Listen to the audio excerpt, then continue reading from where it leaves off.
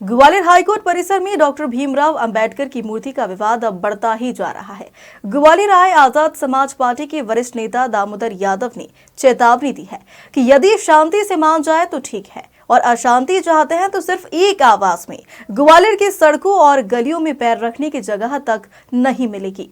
High court की ग्वालियर खंडपीठ में संविधान निर्माता डॉक्टर भीमराव अंबेडकर की प्रतिमा स्थापना को लेकर उपजा विवाद अब थमने का नाम नहीं ले रहा है। ग्वालियर से लेकर दिल्ली तक इस मुद्दे ने आंख लगा दी है। कई सामाजिक व दलित समाजों से जुड़े संगठन इस मामले में कूद पड़ी। ग्वालियर में दिल्ली से आजाद समाज पार्टी काशीराम के वरिष्ठ नेता दामोदर यादव समता एक्सप्रेस से ग्वालियर पहुंचे हैं।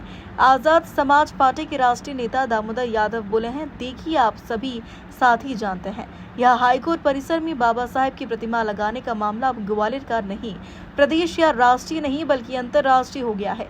यदि शांति से माना जाए तो ठीक है और अशांति चाहते हैं तो सिर्फ एक आवाज में ग्वालियर की सड़कों और गलियों में पैर रखने की जगह तक नहीं मिलेगी।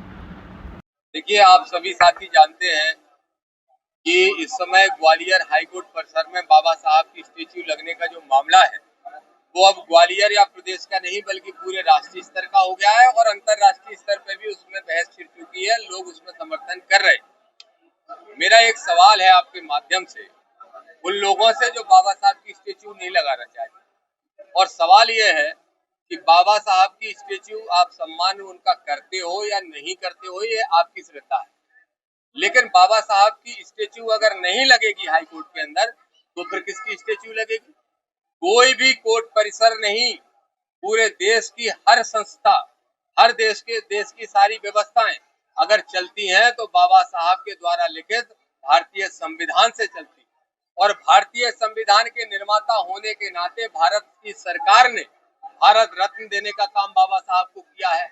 उसके बाद भी अगर कोई वकील ये कहता है कि बाबा साहब ने संविधान नहीं लिखा तो मैं आपके माध्यम से एसपी से मांग करूंगा, यहाँ के पुलिस प्रशासन से मांग करूंगा, तत्काल प्रभाव से देशद्रोह का मुकदमा ऐसे लोगों के खिलाफ मुकदमा लगाएं और उनको जेल भेजने का काम करें। ये हमारी मांग है। आगे रणनीति किस तरह से रहेगी? देखिए, अभी तो 11 तारीख को कार्यक्रम है। हमारे भीम आर्मी के राष्ट्रीय अध्यक्ष और हमारे आजाद समाज पार्टी के राष्ट्रीय महासचिव रविंद्र भाटी जी आ रहे हैं। हमारे प्रदेश अध्यक्ष जी, हमारे रामप्रीत जी, अनिल भाई और मकरंद जी से लेकर सभी साथी उसकी तैयारी में लगे हैं। उस दिन हम सिर्फ ये बताना चाहते हैं, मैं फिर आपको स्पष्ट कर दूं, क्योंकि हम संविधान प्रेमी और संविधान में मान्यता रखने वाले लोग हैं, बाबा साहब के बच्चे हैं, अनुयायी हैं, इसलिए हमारी कोशिश है कि सब कुछ शांति से हो जाए। लेकिन अगर अशांति चाहते हैं, क्रांति चाहते हैं, तो आप सब जानते हो कि एक आवाज जिस दिन भाई चंद्रशेखर आजाद लगाएंगे उस दिन ग्वालियर की किसी सड़क पे, किसी गली में पैर रखने की जगह नहीं बचेगी। और प्रशासन को छोड़ो, प्रदेश की पूरी पुलिस आ जाए, सरकार आ जाए, वो भी हमको नहीं रोक पाएगी। इसलिए हमारा फिर आग्रह है कि इन वकीलों के खिलाफ FIR करो, उनको जेल भेजने का काम करो और बाबा साहब की स्टेच्यू जो साथी वकील लगाना चाहते हैं उनकी मदद करने का काम करें। 11 तारीख के कार्यक्रम के साथ साथ एक बात और स्पष्ट तौर पर मैं कह दूं कि 11 का कार्यक्रम तो ग्वालियर में है ही, लेकिन मैंने जैसे आज से 6-7 दिन पहले भोपाल में पत्रकार वार्ता करके घोषणा की थी, भोपाल के अंदर मैं आंदोलन शुरू कर रहा हूं। हमारे भीम आर्मी आजाद समाज पार्टी के सारे साथी आंदोलन शुरू करेंगे और मुख्यमंत्री का घेराव भी करने का काम करेंगे, ताकि वो नींद से जागे और उन्हें पता हो कि बाबा साहब के लड़के कितने सक्षम हैं, लड़ने में सक्षम हैं।